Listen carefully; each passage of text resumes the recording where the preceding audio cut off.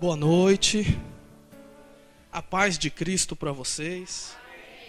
A paz de Deus, se preferir. A paz do Senhor, do jeito que você achar melhor. Vocês estão bem? Que bom. Meu domingo também foi maravilhoso. E sempre que nós estamos na casa de Deus, a gente tem a oportunidade de pelo menos começar a semana bem, né? De estar na igreja. Então eu louvo a Deus por mais um domingo que Ele me concedeu, por essa oportunidade de poder compartilhar com vocês a palavra que Deus colocou no meu coração e agradecer pela presença de vocês que estão aqui e que vão me ouvir aí pelas próximas 3 horas. Amém?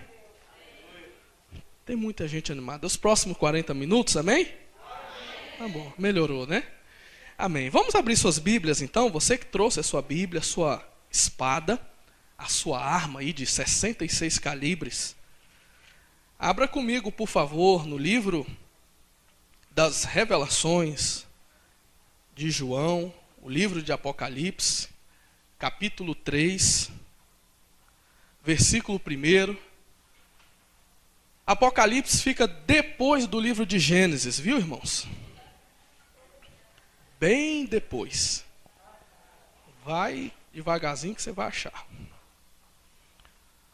Apocalipse, capítulo 3. Eu quero pedir toda a atenção dos irmãos agora. As crianças aí, não conversem, não andem pela igreja, não brinquem. É uma missão muito difícil para vocês, né? Não conversar, não ficar andando pela igreja. Quem vai beber água e ir no banheiro pode ir agora. Depois você vai ficar aí quietinho do lado do papai ou da mamãe, onde você estiver. A gente precisa ter realmente reverência. Senão a gente não ouve a palavra, você não entende e você sai daqui. Aproveitou alguma coisa, mas poderia ter aproveitado muito mais. Então quero que toda a sua atenção seja dispensada agora, porque nós vamos compartilhar aqui da algo de Deus para a sua vida. Eu tenho certeza que tem algumas informações aqui importantes que você precisa saber.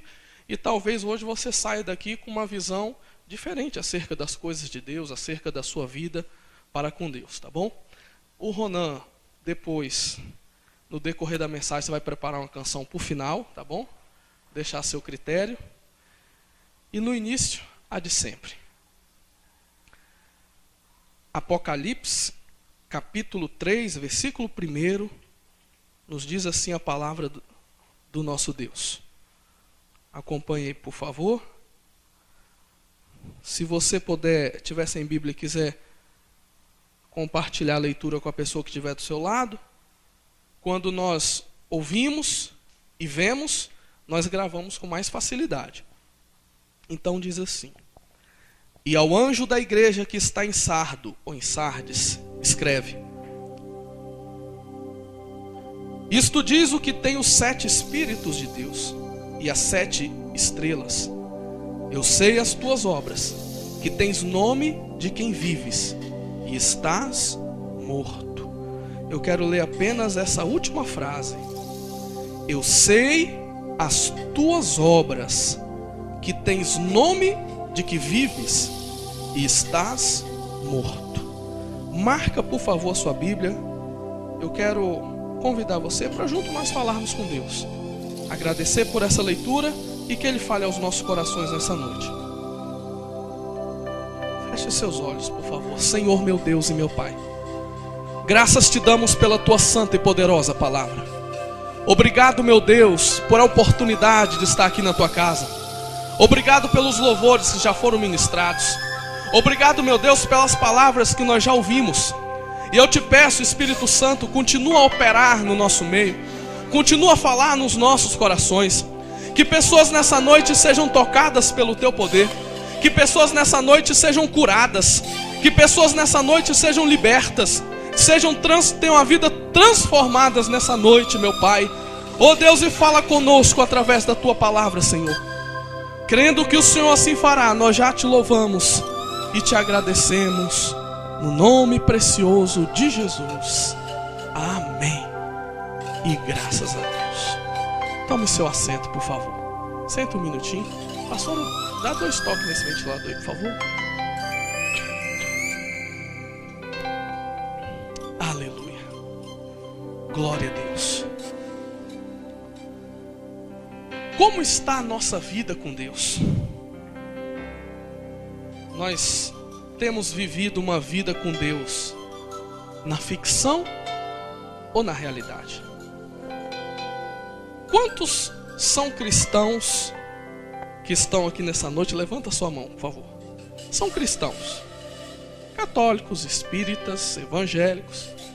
Qualquer um que acredita em Cristo, a princípio, são cristãos, né?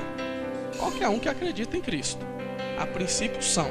Só não são cristãos os que não acreditam em Cristo, ou não acreditam em ninguém, seriam ateus, ou se acreditam em Buda são budistas, ou são islamistas, outras religiões. Ok. Nós acabamos de ler um texto aqui da palavra de Deus, no livro de Apocalipse, que nos fala sobre dois tipos de pessoas. Ou um tipo de pessoa, que é aquela que acha que está viva, mas está morta. E é claro que aqui ele não está falando de uma morte natural, está falando de uma morte espiritual. E para você entender um pouquinho, o livro de Apocalipse ele foi escrito pelo apóstolo João, quando estava preso na ilha de Patmos. Esse João, ele teve a oportunidade de alguns anos da vida dele andar com Jesus. Jesus morreu, ele continuou a sua obra, ele continuou a pregar o evangelho por muitas nações. E quando ele foi preso e foi levado, ficar isolado nessa ilha de Patmos, um certo dia, esse mesmo Jesus que ele andou com ele, que viu morrer e depois viu ressuscitado, aparece para ele em uma visão. E lá no primeiro capítulo do livro de Apocalipse, João descreve como era a feição de Jesus, dos seus cabelos, das suas vestes, dos seus olhos, dos seus pés. E ele diz então que esse Jesus, aparecendo para ele, disse para que ele entregasse um recado às 7 igrejas da Ásia. Cada igreja, ele tinha um recado específico para aquela igreja. E aqui no capítulo 3, ele está entregando o recado, escrevendo uma carta então, para a 5ª igreja, que era a igreja de Sardes, que era a capital da Lídia. E ele então escrevendo o que Jesus mandou ele dizer para aquela igreja, ele começa aqui no capítulo 3, essa carta de Paulo à igreja de Sardes. E o que continha nessa carta? O que Jesus de fato queria falar com cidadãos daquela cidade, com cidadãos, principalmente com os cristãos daquela igreja. Então, nós não estamos em Lídia, nem tampouco fazemos parte da igreja de Sardes. E por que essa carta então vai falar conosco? Porque você vai observar que muitas vezes nós estamos exatamente como aqueles cristãos daquela época. E ele começa dizendo o seguinte: eu sei as tuas obras. Quer dizer, Jesus falando com os cristãos que estavam lá naquela igreja. E hoje, ele está então com a mesma carta falando com os cristãos que estão aqui hoje. Nós, aqui na igreja do Movimento Missionário, em Planaltina, capital do Brasil, na América Latina. Porque a palavra de Deus, ela é viva e eficaz. E ela é uma palavra que não tem validade. A validade dela é indeterminada, é eterna. E o que Deus quer falar conosco nessa noite? Ele disse que aquelas pessoas que estavam naquela igreja tinham um nome de quem vive, mas estavam mortos. E quantas vezes, irmãos, as pessoas vivem uma ficção? Na ficção, ela acha que é crente, mas na realidade ela não é. Na ficção, ela acha que está viva. E aqui a palavra viva significa avivados, despertados, obedientes. E a Bíblia diz que eles não eram isso que eles diziam que eram. Eles não estavam vivos, eles não estavam avivados, eles não estavam na comunhão com Deus, mas eles estavam mortos. mortos espiritualmente, sem comunhão nenhuma com Deus. Na realidade, eles estavam mortos, mas na ficção, na imaginação deles, eles estavam vivos. Então eles eram os tipos de crente da seguinte forma: alguém encontrava com esses irmãos de Sardes na rua, paz do Senhor, meu irmão. Ele, paz do Senhor. Alguém perguntava, como é que você está? Rapaz, eu tô fogo puro. Poder de Deus assim, algo extraordinário. Que bom. Mas quando ia ver, estava vivendo uma vida de pecado, não estava servindo a Deus, uma vida mentirosa. Mas ele dizia que estava tudo bem. E eu quero te perguntar nessa noite, se você fizesse parte daquela igreja, você estaria nos grupos dos vivos mortos ou dos vivos vivos? Como é que é a sua vida hoje com Deus? É uma vida de ficção ou é de realidade? Você é um crente na ficção? O que é a ficção, irmãos? É o que não é verdadeiro. É o que está na nossa imaginação. Filme de ficção. Jornada nas Estrelas. Todo mundo sabe que aquilo na verdade nunca existiu. Planeta dos Macacos. Filme de ficção. Porque na verdade não tem nem planeta de macaco e não tem nem macaco fora do planeta. É uma ficção. Matrix. A gente sabe que é uma ficção, porque como que a pessoa pode dar tantos saltos, tantos golpes? O filme do Rambo é uma ficção, porque como é que bala pega em todo mundo e não pega nele? Quando pega é de raspão. O homem passa, os que estão contra ele, um tiro mata. Ele passa numa chuva de bala, só arranha. Ficção. Aí, por ironia da situação, eu não sei, não vou dizer que foi Deus, mas durante muitos anos, um filme de ficção que mais fez sucesso foi o Super-Homem, Superman. Ele era um homem poderoso, todo mundo queria ser como o Superman. E ele parou paraplégico numa cadeira de roda na realidade. Mas na ficção, ele era o Super-Homem. Mas na realidade, não sei se ele já morreu, alguém sabe? Já morreu. Morreu tetraplégico, só mexendo a cabeça numa cadeira de roda. O homem que na ficção era o mais poderoso do mundo. Tanto é que ele não era nem desse mundo. Parece até que queria imitar Jesus Cristo, né? Vem de um outro planeta, como foi Jesus, de um outro do céu, né? Cai lá na terra, cresce com poderes sobrenaturais. É o homem que resolve os problemas do mundo e da humanidade. Tem que ser americano, né? Claro. Estados Unidos, todo herói tem que ser americano. E bandido tem que ser iraquiano, brasileiro. Não é assim? Filme americano é desse jeito. Tem que sair de lá o mais poderoso do mundo. Na ficção. E na realidade, a gente sabe que isso não existe. Eu lembro que quando saiu o filme Karate Kid, né? Acabava o filme, menininho, todo mundo queria brigar e dar aqueles golpes. Não tem jeito, porque lá tá tudo ensaiado. Não adianta a pessoa pegar um carro, vou fazer igual Velozes e Furiosos lá no Rio. Não vai.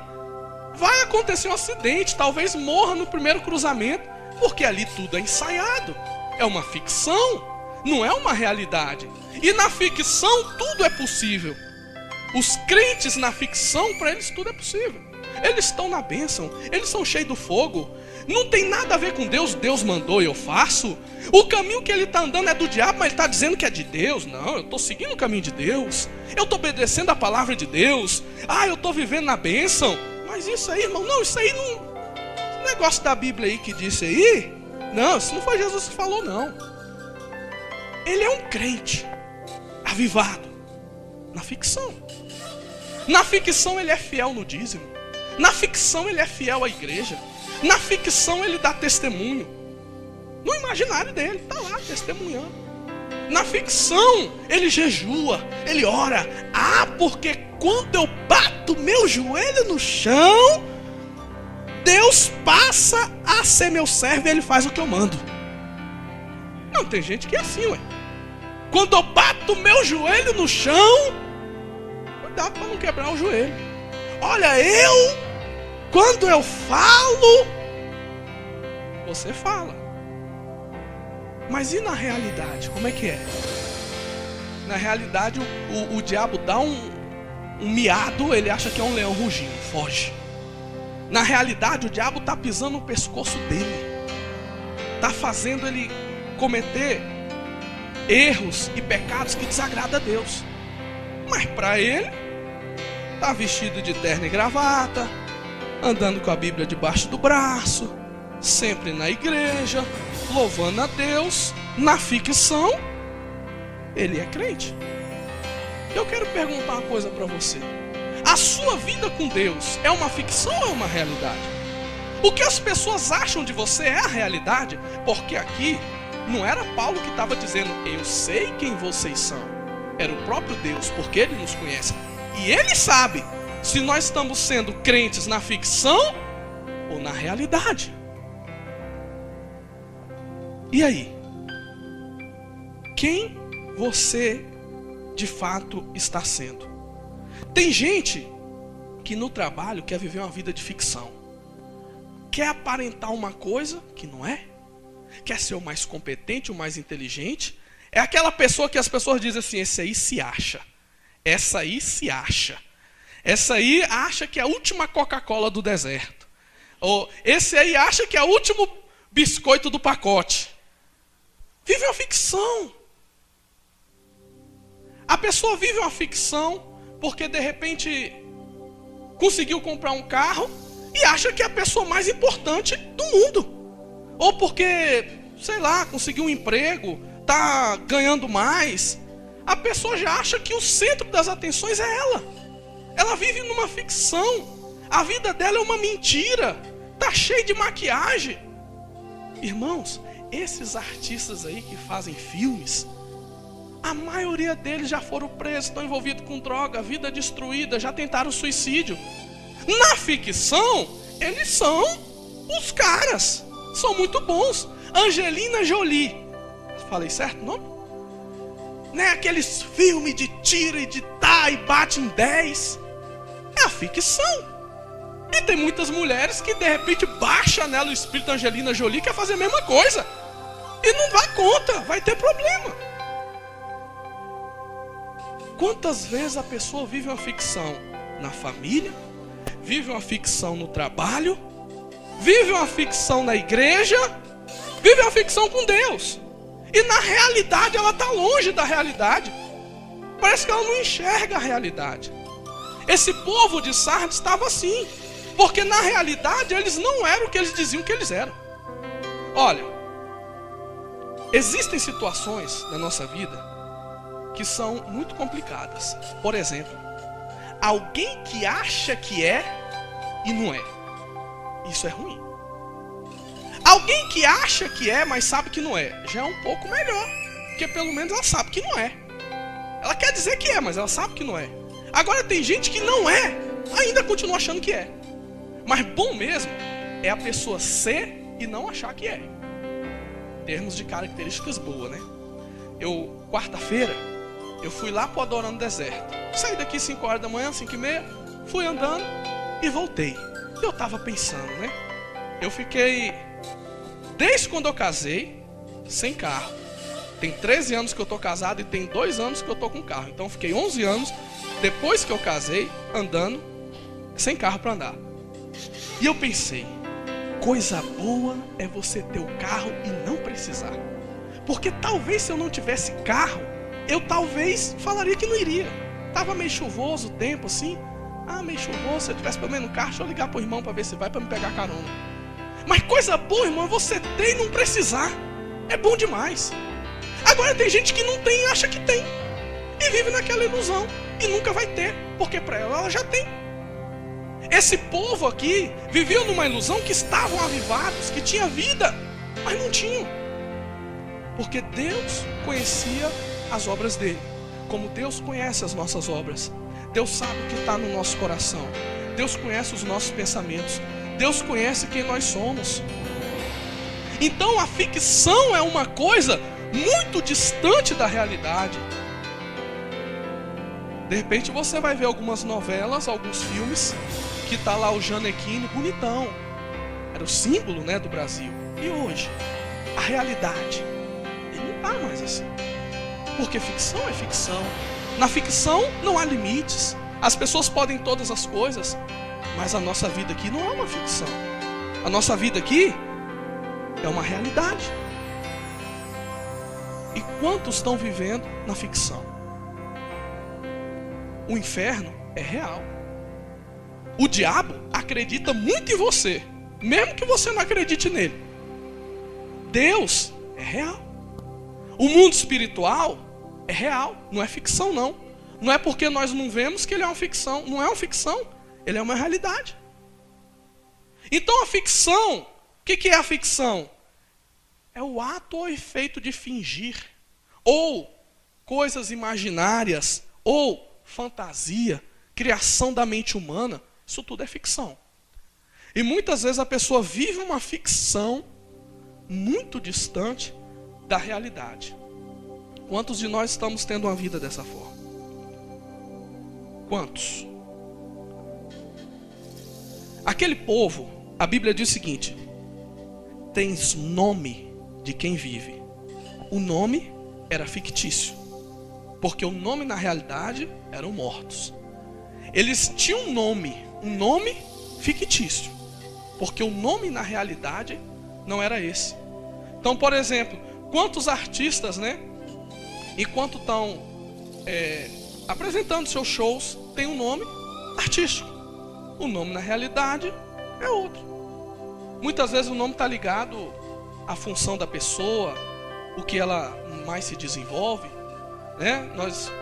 Quantas vezes, qual é o nome fictício do Adriano? Era imperador, o outro fenômeno, um nome fictício, mas o nome real da pessoa era outro.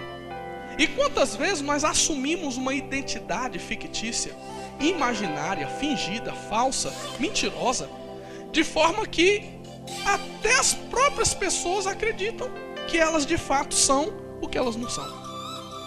Elas fazem da mentira a verdade. E a gente tem que ter muito cuidado com isso. Como é que as pessoas te chamam? Como é que elas te conhecem? É pelo seu nome real ou é pelo seu nome fictício?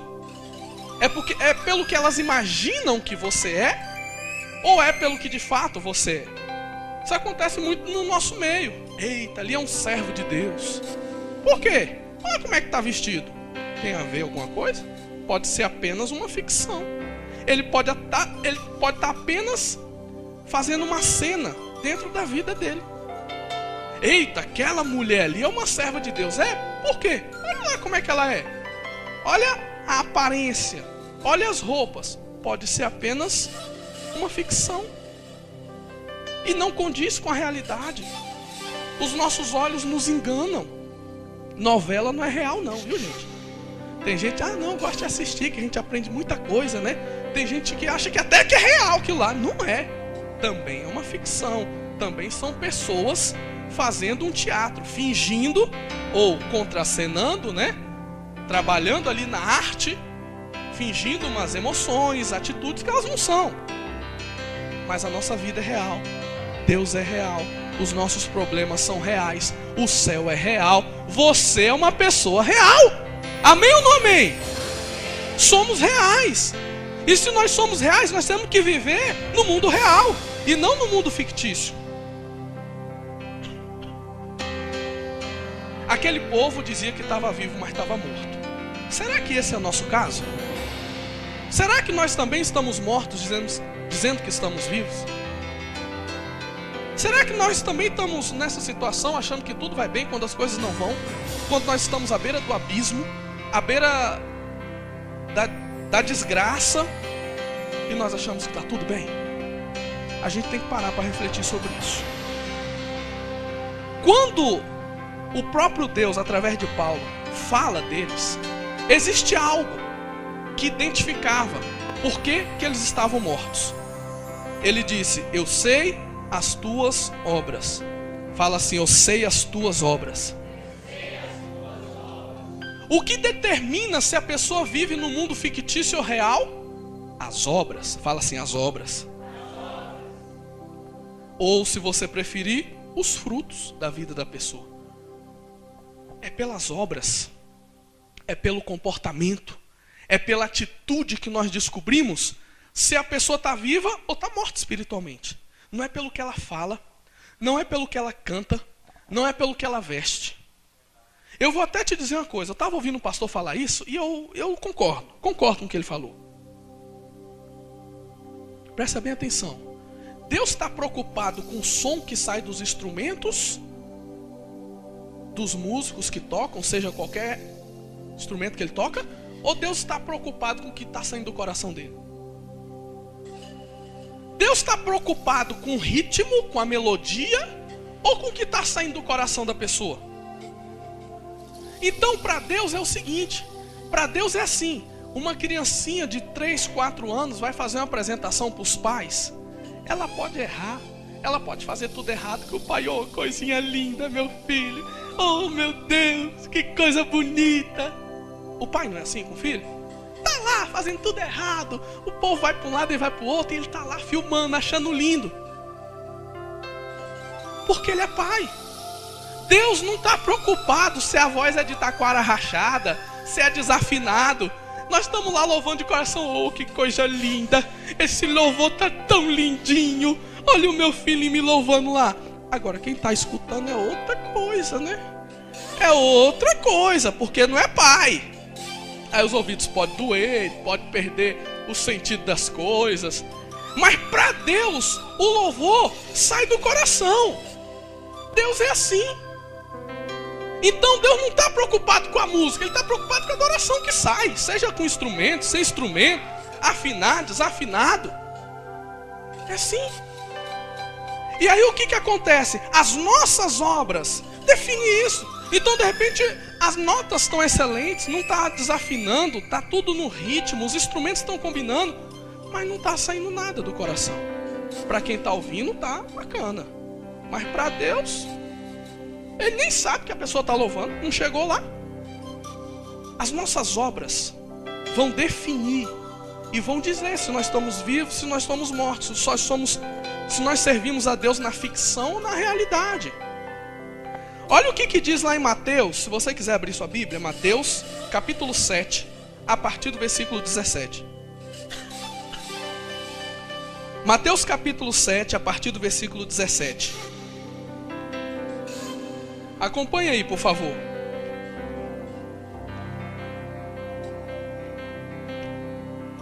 Evangelho segundo escreveu Mateus, capítulo 7, a partir do versículo 17. Ele registra assim: assim toda árvore boa produz bons frutos, e toda árvore má produz frutos maus. Não pode a árvore boa dar maus frutos, nem a árvore má dar frutos bons. Toda árvore que não dá bom fruto, corta-se e lança-se no fogo. Portanto, pelos seus frutos os conhecereis. É pelas obras, é pelos frutos. Qual é o fruto que você está dando? Talvez você seja uma árvore linda, cheirosa, perfumada, mas e o fruto que você está dando? Porque se o seu fruto for mau, não tem como você ser uma árvore boa, por mais que aparente ser. Jesus olhou para a figueira, não tinha fruto, mas a bichinha estava tão bonitinha. Ué, para que eu quero figueira bonitinha se não dá fruto? Corta, mata, joga no fogo. A árvore que não dá bom fruto, ela é cortada e lançada no fogo. O homem, a mulher, a pessoa que não dá bons frutos é lançada no fogo. Como é que você sabe? Pelas atitudes, pelo fruto que ela dá. Fala para a pessoa que está do seu lado: como estão os seus frutos? Não responde não, só pergunta. Como estão os seus frutos? Né? Árvorezinha bonitinha, né? Oh, que coisa, né? Mas e os frutos? Já tiveram a oportunidade de olhar aquela manga cheirosa, bonita, grande, rosada? Aí você dá água na boca.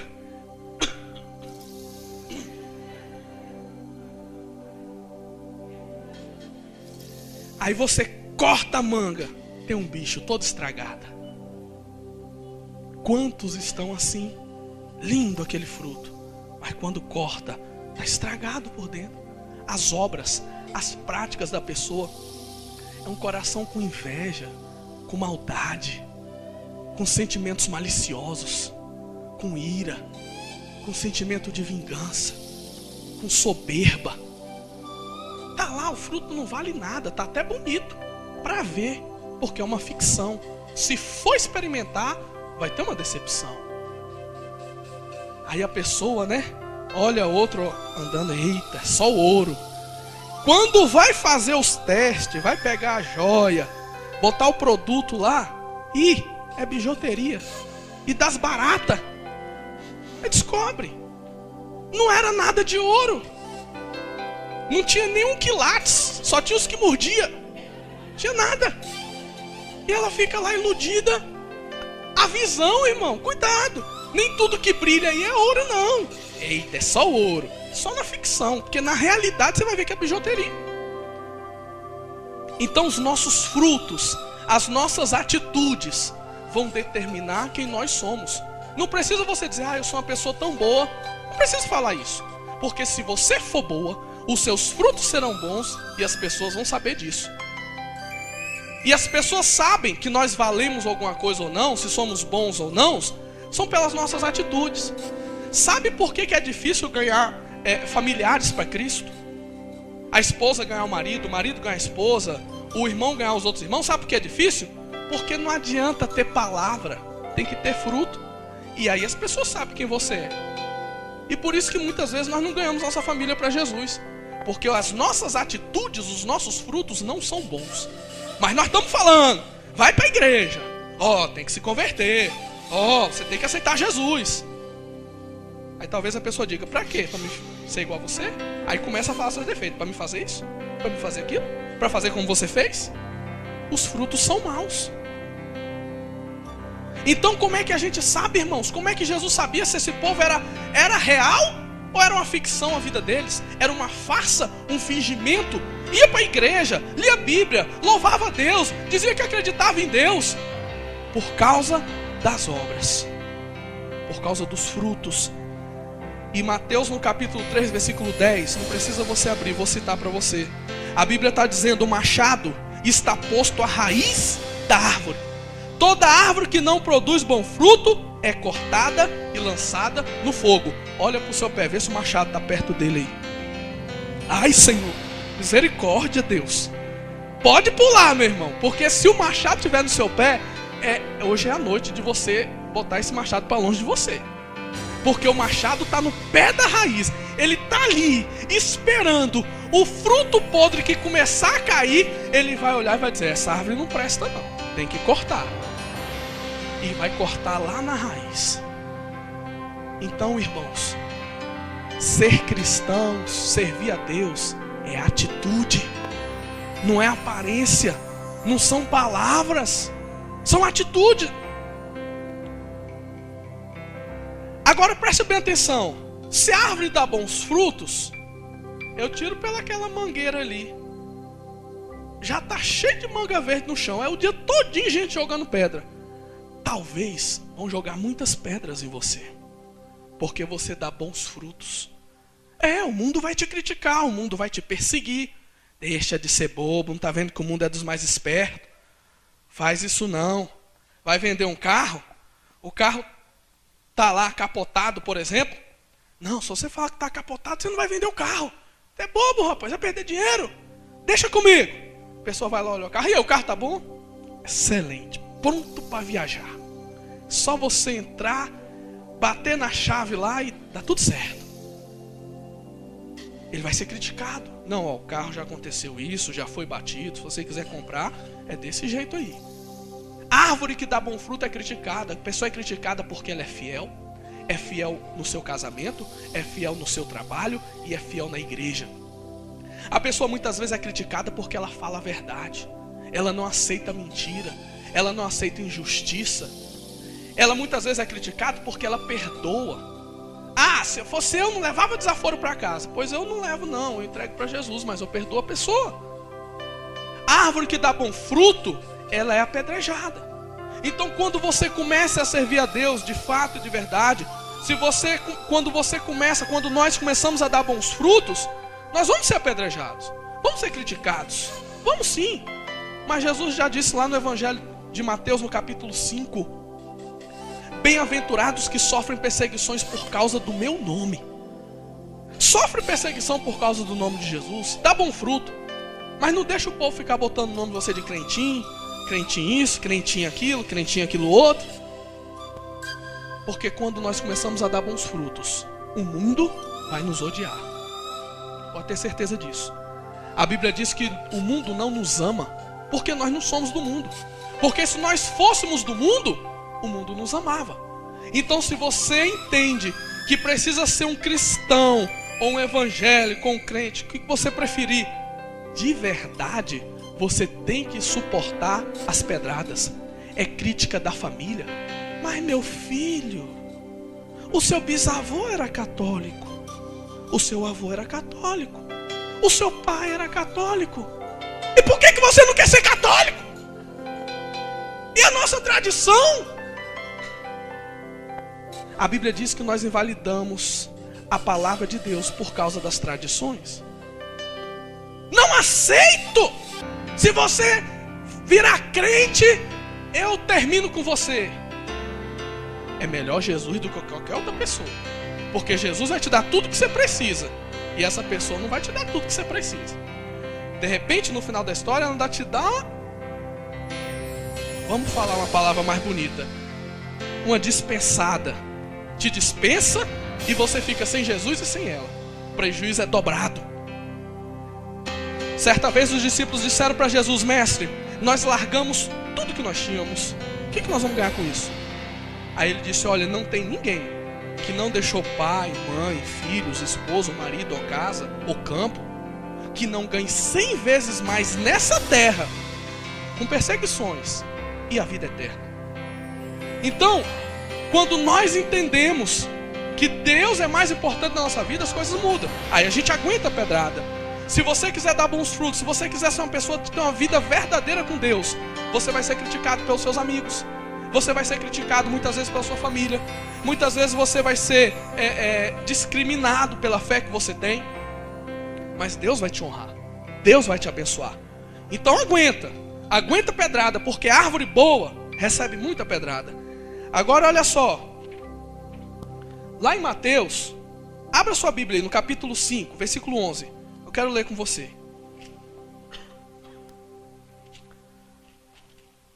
Mateus capítulo 5, versículo 11. 11 e 12 nós vamos ler. Olha aí o que ele diz. O próprio Jesus falando: bem-aventurados sois vós, quando vos injuriarem, e perseguirem, e mentindo disserem todo o mal contra vós por minha causa. Exultai e alegrai-vos, porque é grande o vosso galardão nos céus, porque assim perseguiram os profetas que foram antes de vós. É assim mesmo, gente. Muitos outros antes de nós também foram perseguidos por causa do nome de Jesus, da fidelidade para com Ele. Mas a Bíblia diz que nós devemos nos alegrar. Isso para nós é um privilégio, é uma honra. Desonra é alguém falar mal de você por causa dos seus maus frutos. Aí é desonra. Mas falar mal de você porque você está dando bons frutos é uma honra. E o próprio Jesus disse que o nosso galardão será grande no céu. Aguenta firme. Estão te criticando, estão falando mal de você, estão te xingando, estão te deixando de lado, estão te discriminando. Preocupa não. Seu galardão no céu é grande e Deus vai te honrar.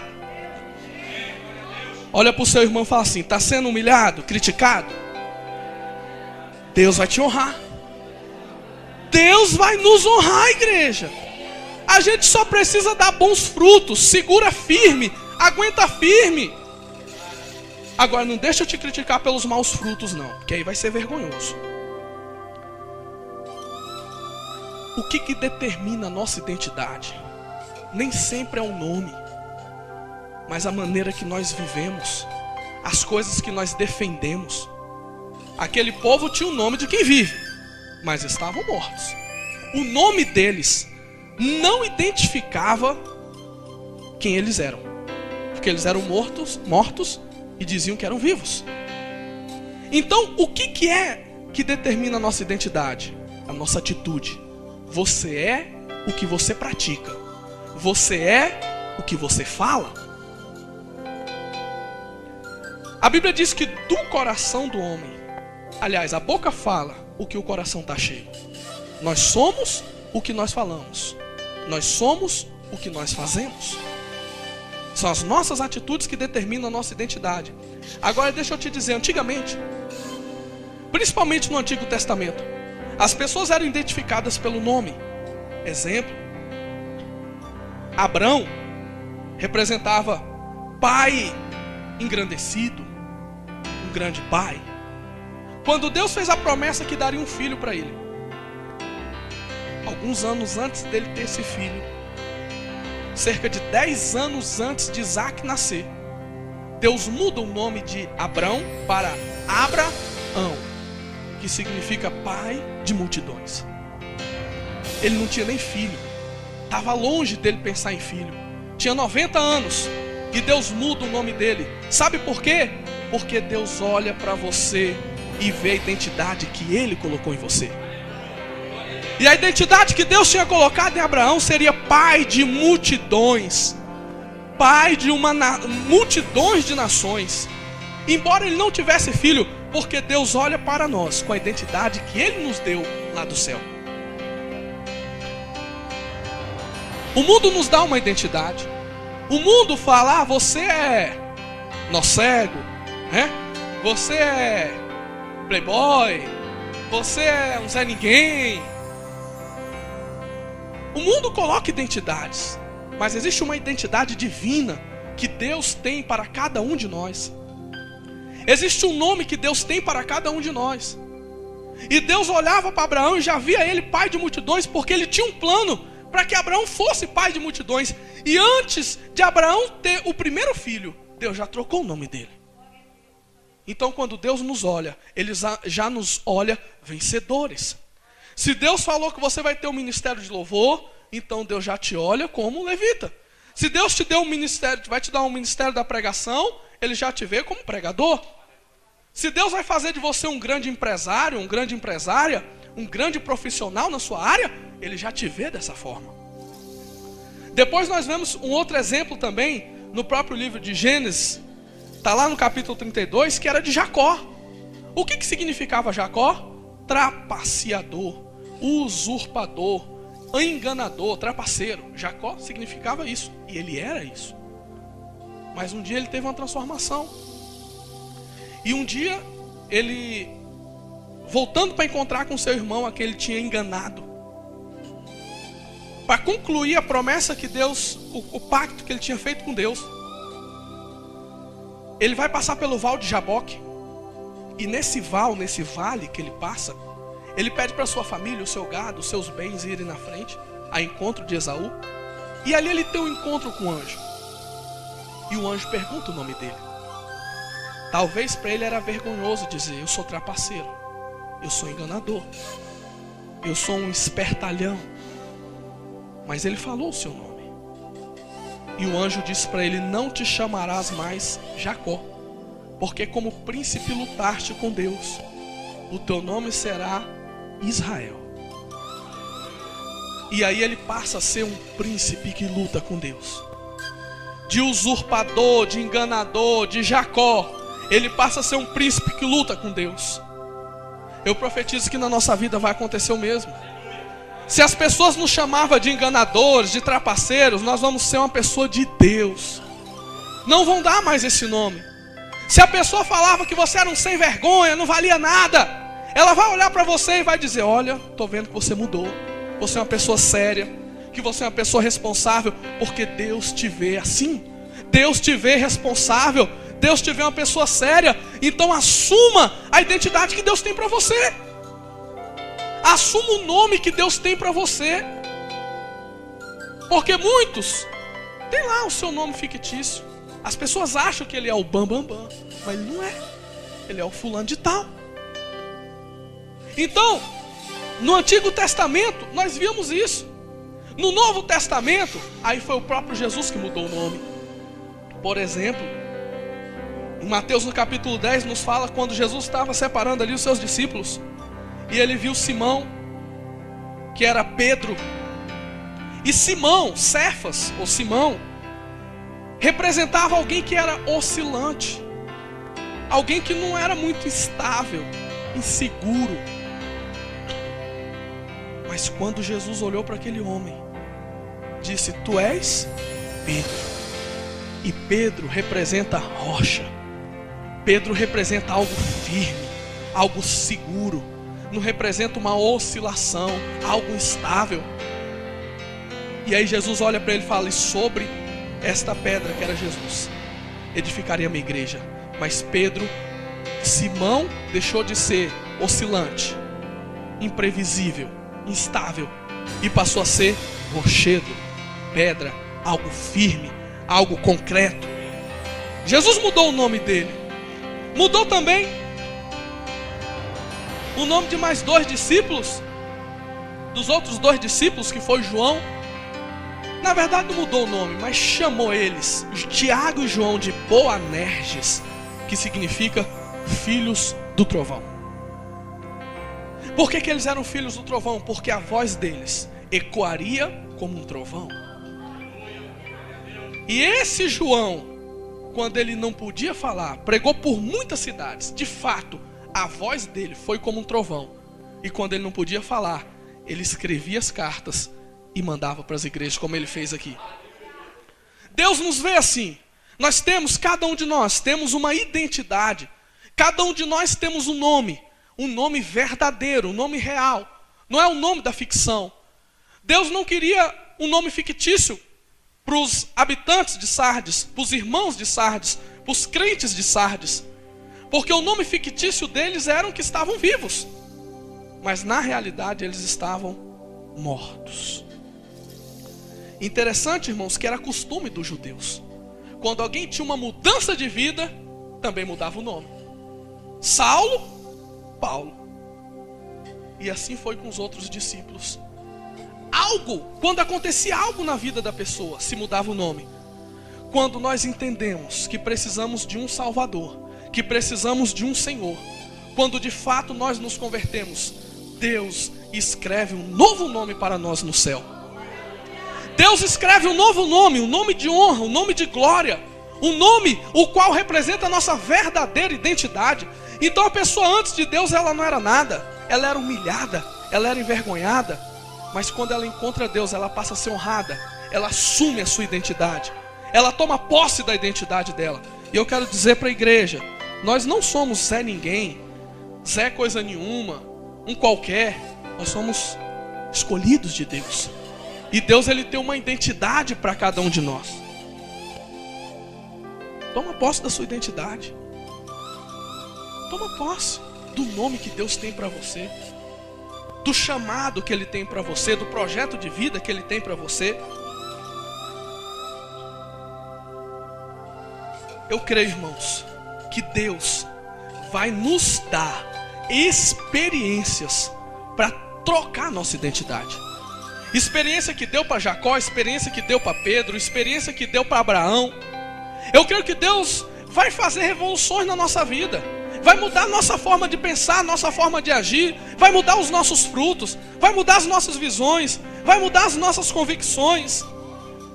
Eu creio que as pessoas não vão mais nos chamar de crentinho, de crentinha, de qualquer coisa nesse sentido que degrida a nossa imagem. Mas eles vão olhar para nós e vão chamar: ali vai uma serva de Deus, ali vai uma mulher de Deus, ali vai um homem de Deus, ali vai um servo de Deus. Eu creio que nós vamos assumir a identidade que Deus tem para nós. Nós queremos ser servo de Deus na realidade, mas não na ficção. E o que vai determinar? As nossas obras, as nossas atitudes. Por exemplo, Deus, Ele sempre teve nomes. Nomes que identificavam as suas características ou as suas qualidades. Quantas vezes as pessoas tinham encontro com Deus, como foi o caso de Moisés, e perguntavam: mas qual é seu nome? Porque se alguém me perguntar se eu estive contigo, vão perguntar o nome do seu Deus, eu vou dizer o quê? E Deus dizia para ele: diga que o eu sou enviou. Em outras palavras, diga para ele que quem é alguma coisa enviou você, aquele que verdadeiramente é. E eu não tenho muita satisfação para dar, não. Diga só assim: precisa saber meu nome, diga que o eu sou enviou, que eles vão me conhecer.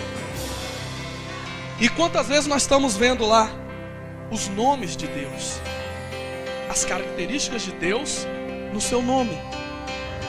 E nós vemos isso, por exemplo, em Gênesis.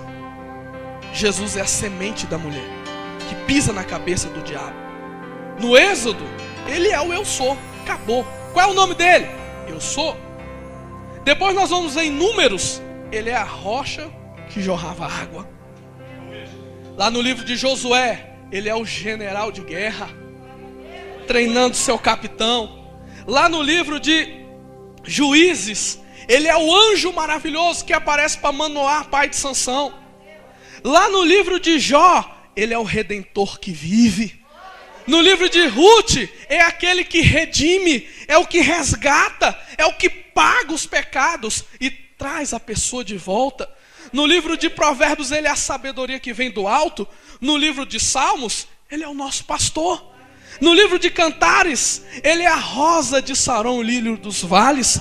Lá em Isaías, ele é o maravilhoso conselheiro, o Deus forte, o Pai da eternidade, o príncipe da paz. Lá em Jeremias, o Senhor é a nossa justiça. Em Ezequiel, ele é o que tem um rosto semelhante a 4 faces: rosto de homem, rosto de boi, rosto de águia e rosto de leão, representando as suas características: mansidão e força, visão ampla, autoridade e filho do homem. No livro de Daniel, ele é o 4º homem que andou com Sadraque, Mesaque e Abidnego na fornalha. Ele sempre se manifestou de alguma maneira. Lá em Amós, ele era aquele que tinha os prumos nas suas mãos. Lá em Miqueias, ele era o profeta verdadeiro. Em Abacuque, aquele que avivava a sua obra. Em Ageu, o desejado de todas as nações. É pelo nome que ele é conhecido. E as pessoas precisam nos conhecer pelo nome que Deus nos deu. Os nossos frutos, os nossos comportamentos vão determinar. E as pessoas vão olhar para nós e vão dizer: olha, aquilo ali é uma pessoa correta, aquele ali é uma pessoa de bem, olha, fulano é uma pessoa de caráter. Não, aquela moça lá, aquela senhora, aquela ali, eu vou te dizer, ali é serva de Deus. Que a gente vê o tanto que é uma pessoa justa, o tanto que é uma pessoa verdadeira, como que é uma pessoa correta. Então não adianta a gente dizer que está vivo se estivermos mortos. São as nossas práticas, as nossas obras, onde a gente anda, o que a gente conversa, o que a gente fala. Eu pergunto para você: como é que as pessoas te chamam? Raramente eu chamo alguém por apelido. Isso só acontece quando a pessoa só me dá o apelido. É o caso do nosso vizinho aqui. Como é que é seu nome? Pode me chamar de Camelo. Aí só chamo ele de Camelo, eu não sei o nome dele. Mas dá nomes: ou seu burro, ou seu ignorante, ou... Quantas vezes o pai está dando nomes pejorativos para os filhos? Ô seu encapetado! Quantas vezes? Ô seu perturbado, burro, burra. Não é esse nome que Deus tem para nós. Quantas vezes os nomes que nós damos ou que levamos não são nomes que refletem a nossa realidade. Não são. Mas Deus, ele quer colocar um nome novo em nós. Chame as pessoas pelo nome. Porque Deus, a Bíblia diz que Deus nos chamou pelo nosso nome. Porque para Deus nós não somos mais um. Nós não somos apenas números.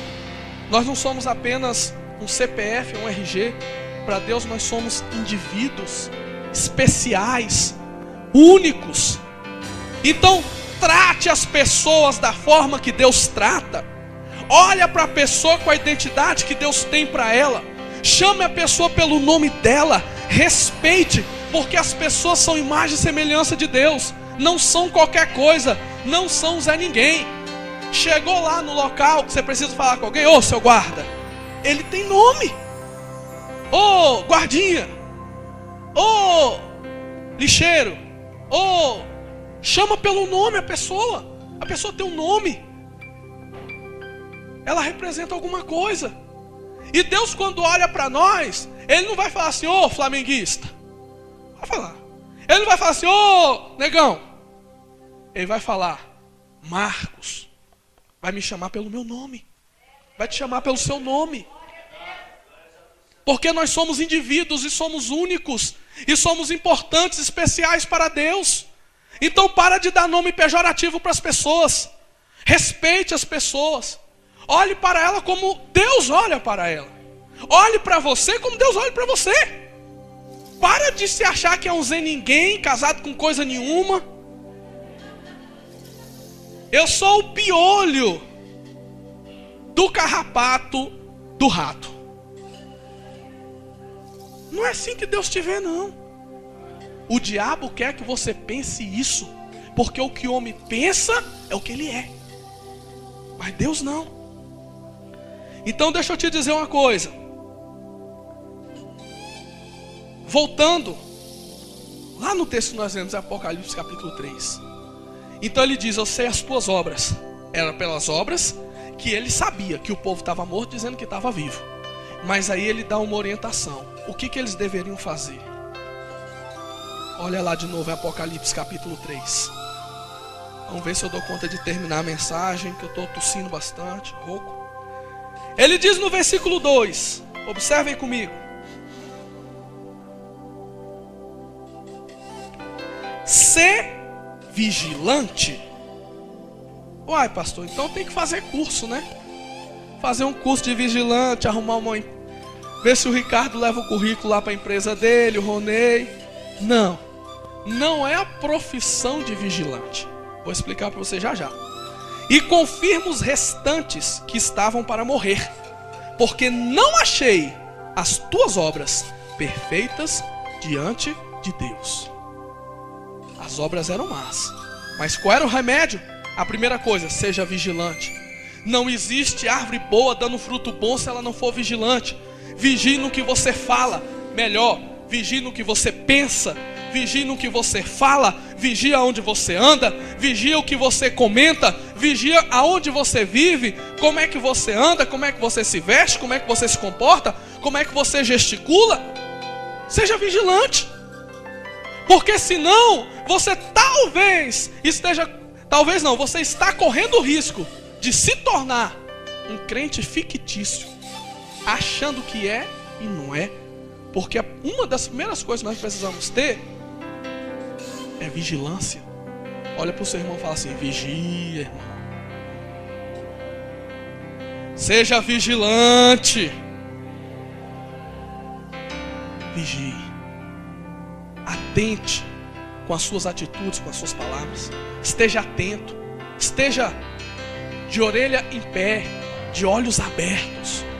O que você tem pensado? O que você pensa é o que você é. Ih, sujou mesmo. Limpa os pensamentos. Porque quando Deus for ver seus frutos, vão estar podres. E é uma luta, irmão. Sabe por quê? As pessoas dizem que lá no pé de goiaba é uma mosca ou é um inseto que senta lá na goiaba e aí põe aquela minhoquinha da goiaba. Bom, mas por que aquelas goiabas bonitas, que dependendo de onde a gente comprar, não tem elas? Porque eles são vigilantes. Coloca veneno, coloca produto químico para esse verme não entrar lá. Essa minhoca. Embora alguns digam que quem come minhoca de goiaba está comendo goiaba, não tem problema. Mas o que eu quero te dizer é que a nossa cabeça é como se fosse a goiaba. Preste bem atenção aqui. Até quando você descasca a goiaba, né? Parece que é o cérebro, né? Pronto. A nossa cabeça não é que é goiaba, entendeu? É como se fosse. E aí o diabo envia as mosquinhas para ficar lançando maus pensamentos. E nós o tempo todo temos que estar tacando veneno ali. Senhor, limpa minha mente. É o tempo todo, irmão. Enquanto você estiver aqui na terra, você vai passar por isso. Tentações, tribulações, perturbação na mente. Passa uma pessoa na frente, aí o diabo fala para você assim, né? Eita, gostosão. Aí você acha que é você, mas não é você. É o diabo, dizendo bem assim, eu acho ela uma tentação. Aí você fala assim, você acha, diabo, mas eu não. Fala para ele, porque é ele botando na nossa mente. Ah, se eu pudesse... então vai lá, porque eu não quero. Vai você, Satanás, e briga com ele. Não aceita ele botar coisa na sua cabeça, não. Seja vigilante. Mas muitos permitem. Aí permite vir para a cabeça, vem para o coração. Aí a pessoa pensou, caiu lá no coração e já está falando. Eita, é mesmo, né? É desse jeito o negócio. Então a gente tem que combater isso, sendo vigilantes. A outra coisa que ele diz, olha lá no versículo 2. Então, ser vigilante e confirma os restantes que estavam para morrer. Porque tinha muita gente que não tinha morrido não. Mas eles precisavam ser vigilantes para não deixar aquele povo morrer. Espiritualmente falando. Porque não achei as tuas obras perfeitas diante de Deus. Lembra-te, pois, do que tens recebido e ouvido. Aqui está o segredo. As pessoas ouvem a palavra de Deus, elas recebem instrução, mas elas se esquecem ou não valorizam. A pessoa aconselhada, é orientada, está ouvindo, está aprendendo, entra no ouvido e sai no outro. A goiaba está furada, né? Está passando direto.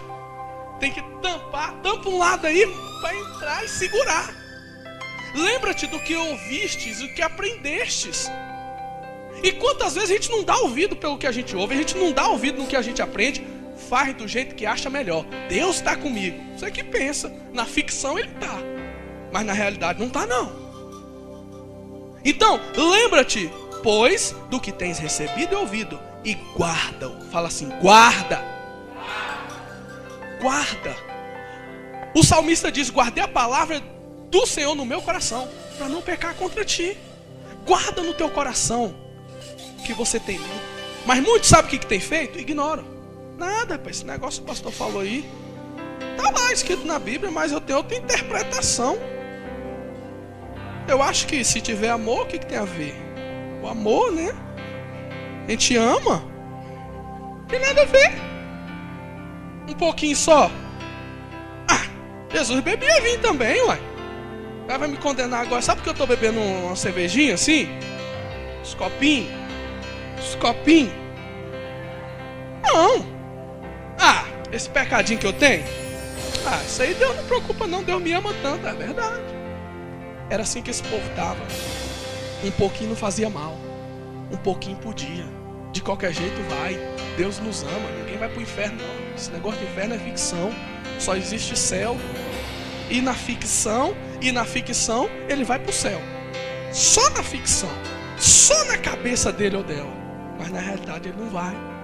Porque ele está morto. Ele não guarda o que ele aprende. Ele não valoriza. Os ensinamentos de Deus já não servem mais nada, para nada. É bom estar lá na igreja louvando a Deus. É uma maravilha. Vem que Jesus vai mudar a sua vida. É verdade, vai mudar.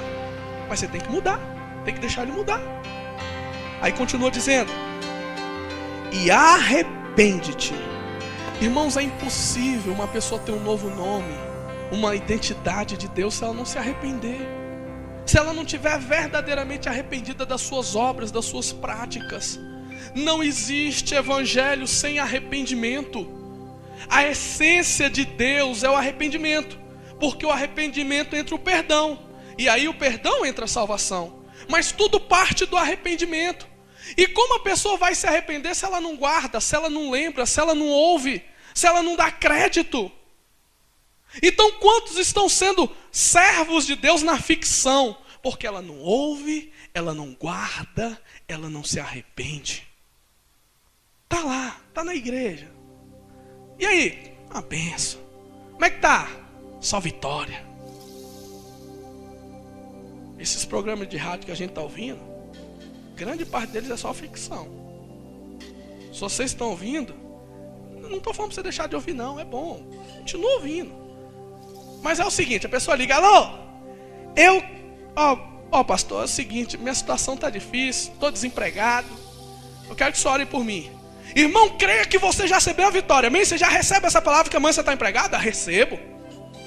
Mas no outro dia ele está lá, pastor, ora por mim para me arrumar um emprego. Irmão, você crê nessa sua vitória? Deus está te dando a vitória agora, amanhã você está lá no trabalho. E no outro dia ele está lá ligando. Porque todo mundo que liga para lá já recebeu. Eu sei lá, se a pessoa está andando em pecado, não quer saber de Deus, não tem compromisso com Deus, eu vou dizer que a pessoa vai receber como? Eu não vou dizer, também não vou dizer que ela não vai receber. Mas todo mundo que liga já recebeu. Só para você ser liberto é só ligar aqui agora. Liga aqui e você vai ser liberto. Para você resolver seu problema é só você ligar. Gente, é bom demais. Quer ter um problema resolvido? Liga lá no número. Ligou, alô, desligou, pronto. Na ficção, porque na realidade é outra coisa. Pô, mas tem gente que gosta, que pelo menos, né, ilude. Tem gente que gosta de ser enganado, né? Tem gente que gosta, é mesmo. No outro dia tá lá. Então cuidado, evangelho não é ficção não, gente, é realidade. Deus abre porta, abre. Deus abençoa, abençoa. Mas tem o tempo, tem luta, tem dificuldade, tem tribulação. Arrepende-te. A Bíblia diz que Deus não está com os ouvidos tampados para que não possa nos ouvir, e nem com as mãos encolhidas para que não possa nos abençoar. Mas os nossos pecados fazem separação entre nós e Deus. Então se arrependa, porque do arrependimento vem o perdão, do perdão vem a bênção, vem a salvação, aí vem todas as coisas. Para finalizar, acompanhe comigo o versículo 4, ainda no versículo 3. Olha aqui, e se não vigiares, a metade do versículo 3, e se não vigiares, virei sobre ti como um ladrão, e não saberás a que hora sobre ti virei.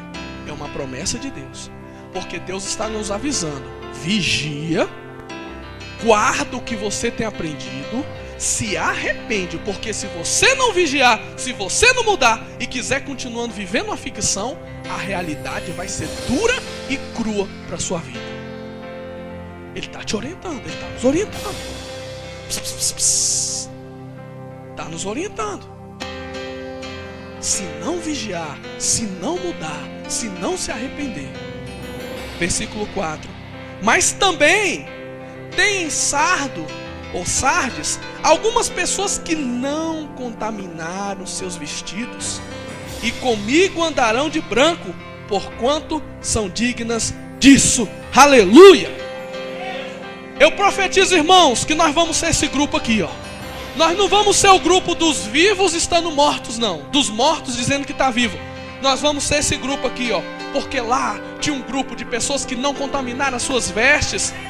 Tinha um grupo de pessoas que andava em santidade. Eu quero profetizar sobre a sua vida. Você vai andar sobre santidade. Você vai vencer o pecado. Você vai se arrepender. Você vai guardar a palavra de Deus. Você vai andar com Jesus com vestes brancas. Em nome de Jesus. Aleluia. Vamos aplaudir o Senhor por isso? Aleluia. Olha aqui. A gente começa lendo, e a impressão que a gente tem é que todo mundo daquela cidade, daquela igreja, era um morto-vivo. Mas não era não. Era um grupo, mas tinha um outro grupo que estava perseverando. Tinha um outro grupo que ainda que pecava se arrependia. Tinha um outro grupo que estava vigiando. Tinha um outro grupo que estava lutando para ir para o céu. E ele reconhece aqui, dizendo, mas também tem lá algumas pessoas que não contaminaram seus vestidos e comigo andarão de branco, porquanto são dignas disso. Deus quer que nós sejamos dignos dele. Tomar a Santa Ceia dignamente, merecedor do seu sacrifício, merecedor da sua morte na cruz. Eu quero te convidar, eu quero te aconselhar, eu quero te incentivar fazer parte desse grupo. Não faz parte dos que vivem uma ficção, não. Faz parte dos que vivem a realidade. Pode ser difícil, pode ter luta, pode ter perseguições. Às vezes a gente cai, mas a gente se arrepende e se levanta. Aqueles que não se contaminaram não eram os que não pecaram, não. Eram os que não viviam no pecado. Porque quando pecava, pedia perdão, se corrigia, se arrependia de todo o coração. Eu quero profetizar, irmãos, que nós vamos fazer parte desse grupo aqui. Desse grupo de pessoas que não vão se contaminar, que vão lutar para agradar a Deus, que vão dar bons frutos, que o machado vai passar longe, não vão ser cortados e lançados no fogo, não.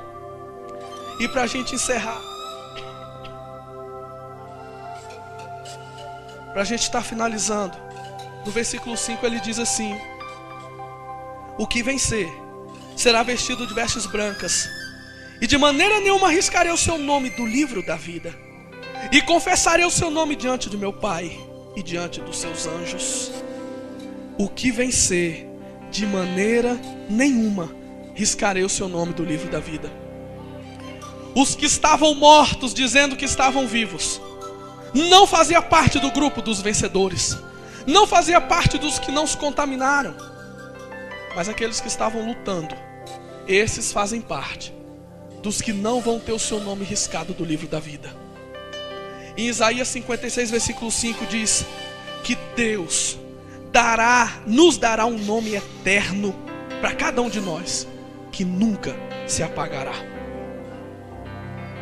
Quem você quer ser? Um cristão na ficção ou um cristão na realidade? Que tipo de fruto você quer dar a partir de hoje? Que tipo de vida você quer ter com Deus? Uma vida real ou uma ficção? Onde está tudo bem, nada de ruim acontece, todo mundo vai para o céu, não existe inferno, não existe pecado, Deus ama a gente de qualquer jeito, pode viver de qualquer jeito. Ou nós vamos pisar o pé no chão e olhar que a realidade é diferente, mas a realidade é gratificante. Sabe por quê, irmãos?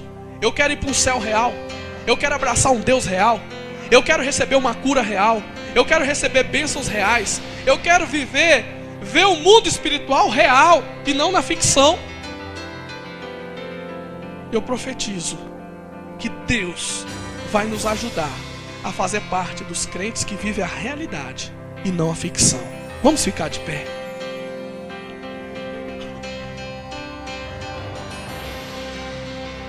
Ao que vencer, de maneira nenhuma arriscarei o seu nome do livro da vida. Fecha seus olhos. Ronan coloca uma canção para nós. Eu quero que você reflita no seu comportamento. Se de repente você tem produzido maus frutos, se de repente a sua vida tem sido uma vida de ficção, falsa, mentirosa, às vezes as pessoas até acham que você está vivendo bem na presença de Deus, mas você não está. Hoje é o dia de você se arrepender e pedir perdão para Deus. Hoje é o dia de você falar com Deus: Deus, me perdoa, Senhor. Eu quero ter uma vida real, eu quero ter o perdão real, eu quero ter a tua comunhão. Eu não sei. Você que sabe da sua vida. Eu sei da minha. Eu sei que eu estou lutando, irmãos. Eu não quero viver uma fantasia. Eu não quero viver uma mentira. A minha vida não é uma novela. A minha vida é real.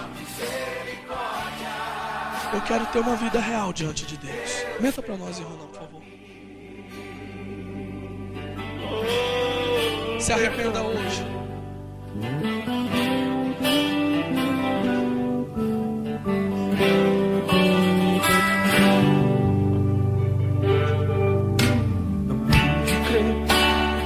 Deus de toda glória, fale com Ele, feche os seus olhos. ia se importar com um pecador igual a mim. Mas na Bíblia eu li uma história poderosa de Jesus sangrando numa cruz, morrendo ali por mim, morrendo por ti.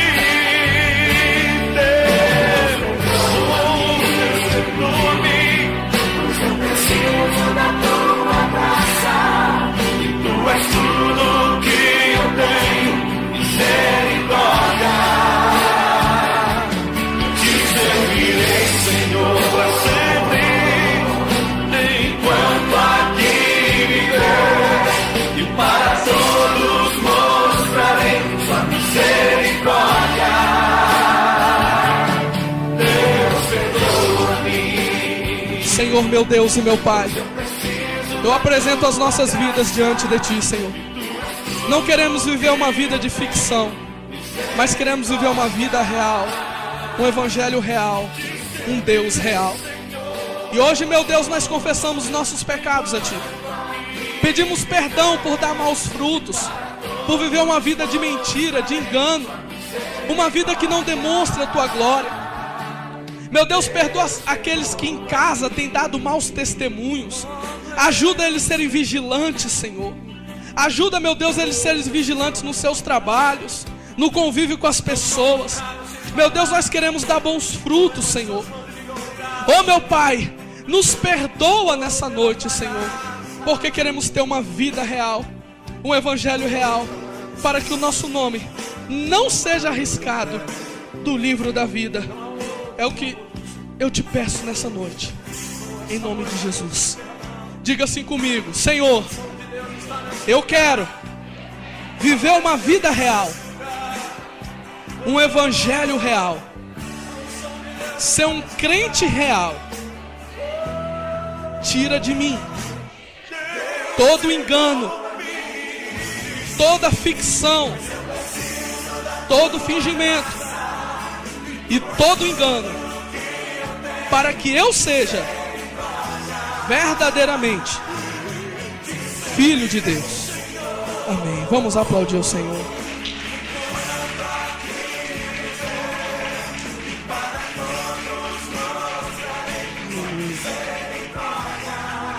Você que nessa noite gostaria de fazer um concerto com Deus, ter um encontro com Ele, entregar sua vida para Jesus. Você que gostaria de recebê-lo como Senhor e Salvador da sua vida. Você que gostaria de nascer de novo, ter uma nova vida com Cristo, receber um novo nome e entregar sua vida para Jesus, para que Ele seja o Senhor e Salvador da sua vida, para que Ele guie seus passos, direcione suas atitudes. Você que quiser entregar sua vida para Jesus, venha até a frente, nós vamos orar por você, para que você tenha uma vida real, que você seja um crente real.